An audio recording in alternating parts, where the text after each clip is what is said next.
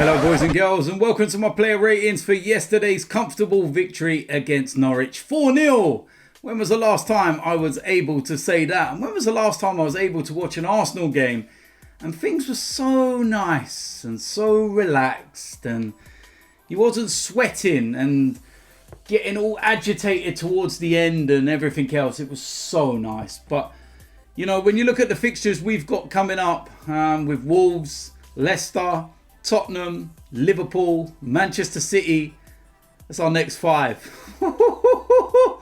Maybe it's nice to get this one out of the way now so that we can, ease our blood pressure, should we say, before those ones come around. And yeah, look, it was a good performance. Norwich, they're bottom of the league for a reason because they're not a good side. They try and play football the right way, but defensively, they're all over the place and the shape's not great. And in the first half in particular, we was causing all end of problems and, you know, getting in around the back and the spaces. Going up to the half-hour mark, I was a little bit disappointed that we weren't actually winning because we'd done everything but score. Lacazette had a few chances that was wasteful. And then Aubameyang, very reminiscent to the Nketiah goal against Southampton, robbed the keeper, slid it into the empty net, and that is his 50th goal for Arsenal in the Premier League, faster than any other Arsenal player. He's reached it in 79 games. That's just phenomenal. Before half-time, Aubameyang turned provider and Xhaka scored. And then in the second half, we kind of fell asleep for the first 15 minutes or so. And Norwich, credit to them, they come out really well in the second half, and they had couple of decent chances, and Emi Martinez had to make some good saves, some good handling, and then we went and stepped up a gear a little bit, and a mistake by Norwich. Aubameyang was in, 3-0, game over. And then Cedric, he came off the bench, and within about 4 minutes, second touch I think it was, he scores. So you wait that long to see Cedric, and then he goes and scores a goal. Not bad for a right back, but it was a good performance. It was decent enough. We got the job done. We got the victory. And like I said, before we get to the games that we've got coming up, it was nice to get this. We move up into 7th place. Of course, tonight, Sheffield United are playing Spurs. And you're looking at that and you're probably thinking a draw would be a good result for us.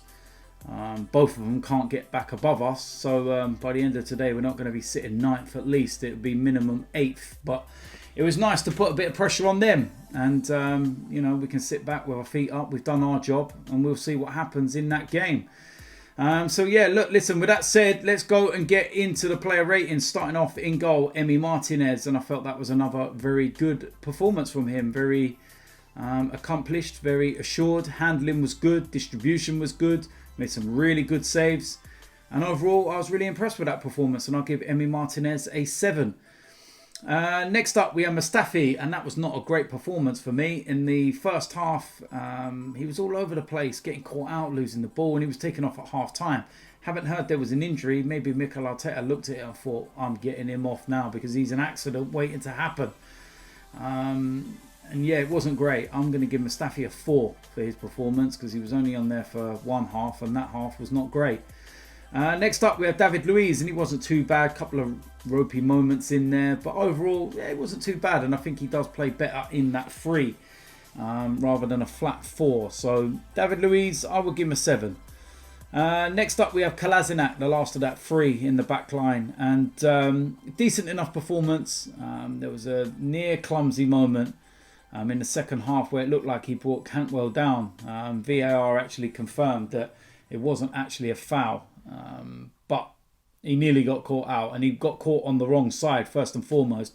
The reason why he was in that position was because he was caught out. So he's got to, eradicate that side of his game, and it's going to be interesting come the weekend against Wolves. Kolasinac against Traore, 2 absolute monsters. I hope it ain't a foot race because Traore will absolutely batter him. For this one, Kolasinac, decent enough. I'll give him a 7 as well, actually. Next up, we have Hector Bellerin playing in that wing-back position. Not good. Not good at all for me. Not really caught out defensively, but that was because Norwich weren't really offering anything. But in the offensive third, just doesn't offer anything in any way, shape or form. There was one moment in the second half where he got down to the byline and there was nobody, you know, in his way, crossed the ball and he fell over his own feet. In the first half, he got to the byline, cut the ball back. He just doesn't look like he knows what to do. He doesn't start. He shouldn't have started this game. But he does not start any of the other games for me. Absolutely no chance. I'd rather Cedric plays from now on. Or Ainsley Maitland-Niles. Hector Bellerin, no, not a good performance. He gets a 4. Next up, we have Dani Ceballos, and I felt that was one of his best performances. Right back to the start of the season when we played Burnley, I thought that was a really good performance. Especially first half, he was controlling everything, pulling the strings, instrumental in everything we did. And I can't really say much more than that. It was really good. So I'll give Dani Ceballos an 8. Next up, we have Granit Xhaka. And another very, very good performance. And he tops it off with a goal. And I think we're starting to see just how important he is to this team at the moment. And if we can add in the summer, I think we could have a very strong area in that, you know, part of the pitch. But that was a good performance, like I said. And he got a goal as well. And yeah, another one that can actually, you know, hold his head up with that. So I'll give Granit Xhaka an 8 as well. Next up, Kieran Tierney, and that was another good performance from him. He causes all kinds of problems down that left-hand side as the wing-back. Getting forward, dangerous, deliveries, the complete polar opposite to Hector Bellerin. You see what Bellerin does and you see what Tierney does and you realise there's levels apart. But yeah, another good performance from Kieran Tierney. And for that one yesterday, I will give him a 7 actually for that. It was a good performance. Next up, we have Reiss Nelson, and I don't think it was that great a performance. I felt his play was tidy. He never gave the ball away, and his his pass rate and everything was decent. But it's just that end product. It's the drive. It's the creativity, doing something that makes Mikel Arteta look and say, you know what, you're making me, have a sleepless night over my starting 11 in the next game and whatnot. But he's not, and he's just not kicking on, and it's really frustrating. We need to see more. I understand he's not played a lot of football, but I just want to see more. And he only played 58 minutes, which says a lot on that Mikel Arteta had to change things up. But Reiss Nelson, I'm going to give him a 6 for his performance. Next up, we have Alexandre Lacazette, and I don't know what is happening to this guy. He just looks so out of sorts. There were chances in the first half. He's snatching, he's kicking the ball into his standing foot. He's not getting no power in his headers. You can say he needs a goal to lift him up again. I don't know what it is. It's just not working with Alexandre Lacazette. And I'm not giving him more than a 6 for his performance yesterday. It was not good at all. Next up, we have Pierre-Emerick Aubameyang, and he was my man of the match. He was absolutely superb. 2 goals, assist. And he's actually been doing all right last couple of games since he's been back and getting up to speed with things now. And that was just a great performance. And, smile on his face. He looks happy. Just sign the contract, please, man. But yeah, brilliant. Absolutely brilliant. And we're going to need him to be like this against Wolves if we're going to get anything out of that game. But we're going to need him like this throughout the remainder of our games, to be honest with you. He's our talisman. Right up there at the top of the charts in the Premier League. Chasing that golden boot again. Aubameyang, he gets a 9 for his performance yesterday. Rob Holding was the substitute to come on at half-time for Mustafi, and I felt it was a decent enough performance. Done what he needed to do, wasn't really tested by Norwich, and I'll give him a 6. Nicola Pepe and Eddie Nketiah were on there for just over 10 minutes, so not really going to mark them because they wasn't on there for long enough. Joe Willock was the one that come on for Reiss Nelson. Very tidy, very energetic, but I'm not going to give him more than a 5 for his performance. It was pretty straightforward stuff. And then Cedric came on with 10 minutes to go, and I'm going to give him a 7 because simple reason being he scored.